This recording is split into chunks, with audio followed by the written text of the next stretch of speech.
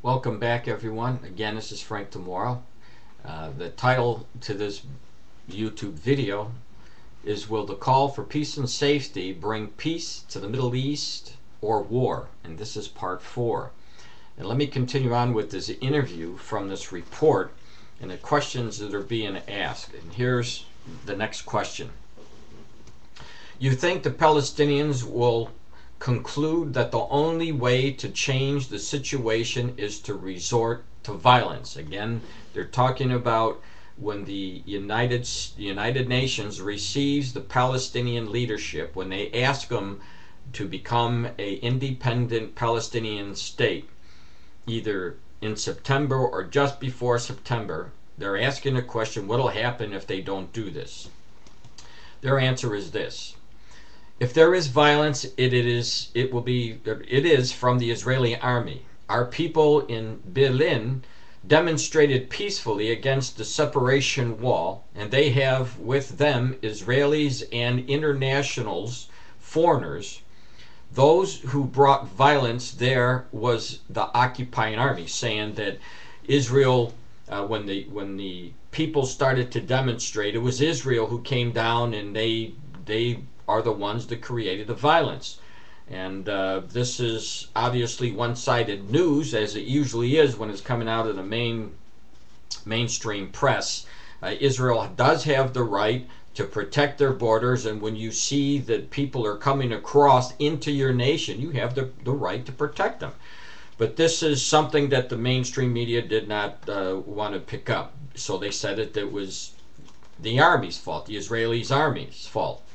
And then after that, the next question is, you think that the lessons from the first Intifada were learned? Again, this word Intifada means war. Israel has been under war many times from the Palestinians and the Arabs, and we know that there's going to be another one coming because of what Thessalonians tells us about the sudden destruction will come while they're talking for peace and safety. Now this is his answer.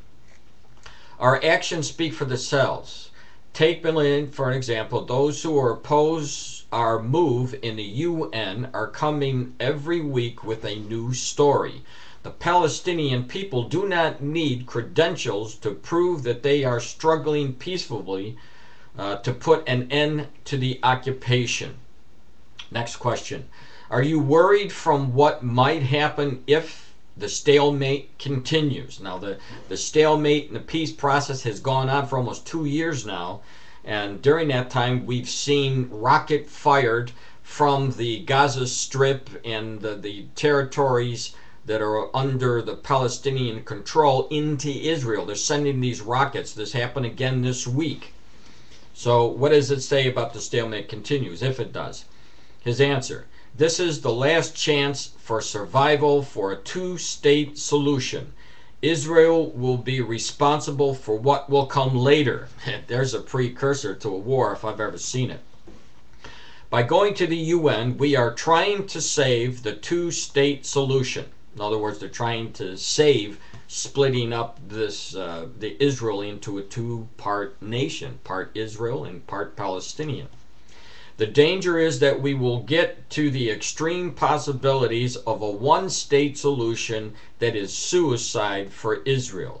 Something has to give. Israel can't continue holding the stick at both ends. And so what they're saying is that if they've been talking about a two-state solution, but the other hand, there's a one-state solution where everybody is encompassed, and that only will lead to chaos, and it'll lead to suicide, war. And that's, again, pointing to the second part of what we see from Paul in Thessalonians, the sudden destruction. Next question. Why are you going for a unilateral move and not going back to the negotiation table? It says, our independence is not a matter of negotiation. The Israelis in 1948 did not seek permission from anyone to declare their independence. We are no different. The negotiation should be on the six core issues, not on our right to state and independence.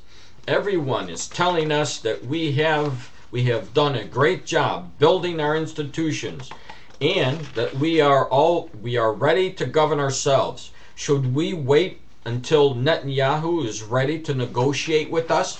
In other words, they don't want to wait anymore. They know that the stalemate is where it's leading to war.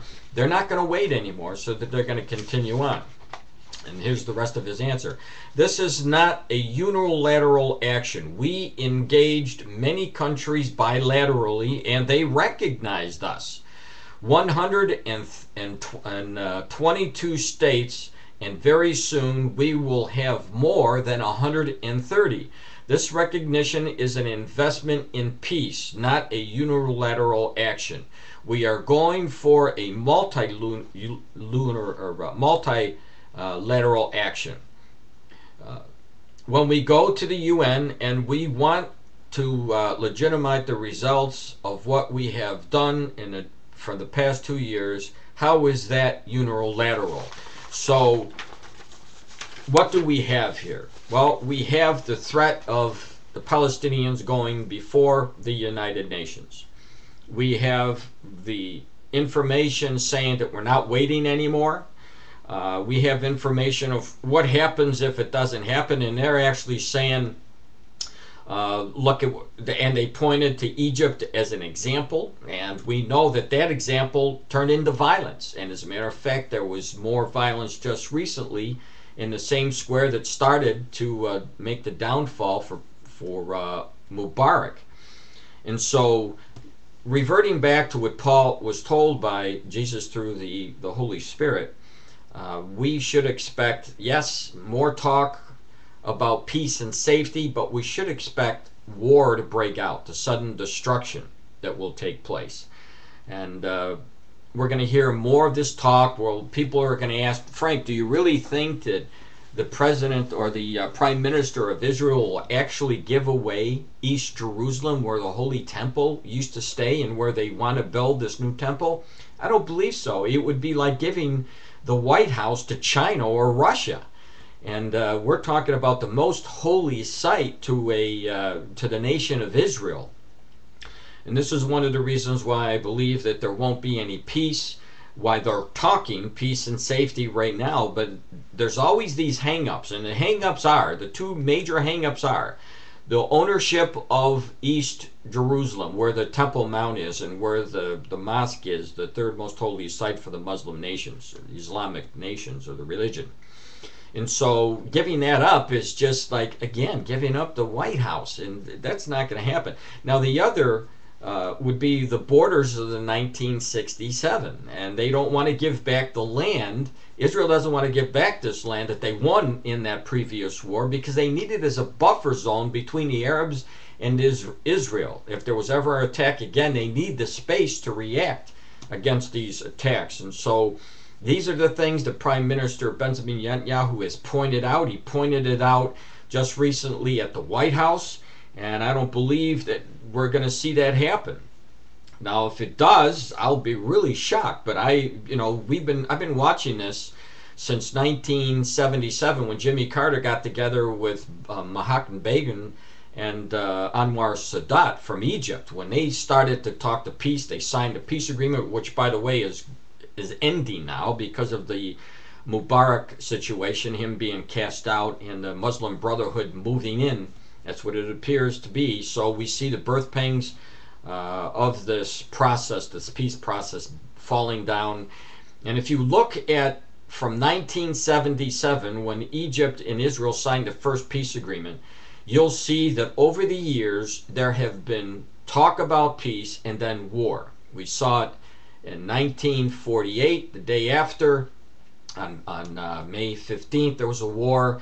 We saw it again in 67. We saw it again in 1973 at the Yom Kippur War. We saw it again in 2006 when Israel had to go to war against many of the troops that were pouring down in from Syria and Lebanon. And so we know that the war is coming, the sudden destruction. So the rhetoric is going back and forth, but it's going to lead to the sudden destruction that we're talking about. Now here, let me go into another prophecy.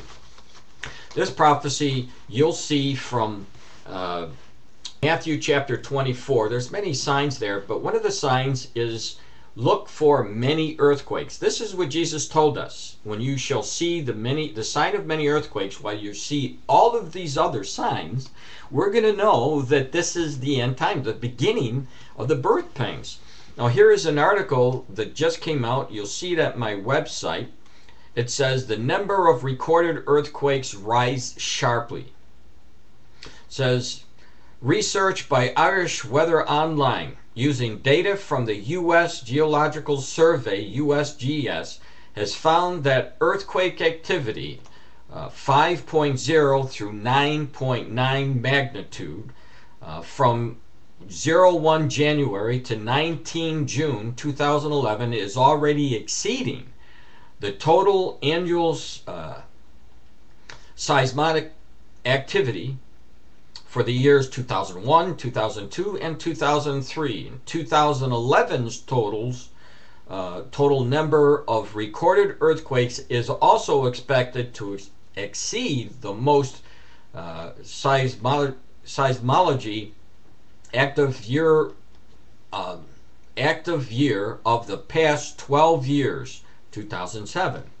The total of 1,445 earthquakes ranging in a magnitude between 5.0 and to 9.9 have been recorded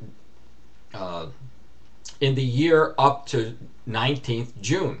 The total number of earthquakes recorded globally for the entire of 2007 was 2,270. So that you can see the difference here. It says the massive earthquake in Japan in 2011, Chile in 2010, Shenzhen 2008, Sumatra in 2005 and 2008, and Indonesia in 2004 have served to remind us of the devastating impact of earthquakes on life and property. So according to the article, there is definitely an increase in the number of earthquakes that are taking place, and it is just another one of those signs of the times. You see the article right here. You'll see it at my article. These are one of the signs that Jesus told us to look for, and they are taking place at the same time that all the rest of the signs are taking place, along with the call for peace and safety, along with all these different storm systems that are coming on, the droughts, the increase in food prices. I mean, there's so many of them, and they're all found, by the way, in my book, The Last Chronicles of Planet Earth. So please go to my website, www.bibleprophecyman.com to read this information and to get a good look at how prophecy is being fulfilled, and get a good look at the truth of Jesus Christ's words, not only in the New Testament, but also the prophets, that God told the prophets what was going to happen at this time in our history, in this one single generation. I'm excited, because if the Palestinians do go before the UN, which they're going to do, there's no question about that, and there is the move to make the Palestinian state in September, there is always that possibility that the next feast, which comes September 29th through the 30th, just may be the time period where the Lord has chosen to take his church out of this world and bring us into heaven before war breaks out. And if that is the case, and again I say if that's the case, what a blessing that's going to be. But if that is the case, and you don't know Jesus right now, and that takes place, what's going to happen? You'll end up in the tribulation period, and at that point you will see a peace covenant signed, and that will be a false covenant, and then war will break out. So, and that war will come through the Antichrist, and it's going to be bad, and you don't want to be there. So please tell your friends about what I'm doing. Send them to my YouTube and my site. Thank you very much.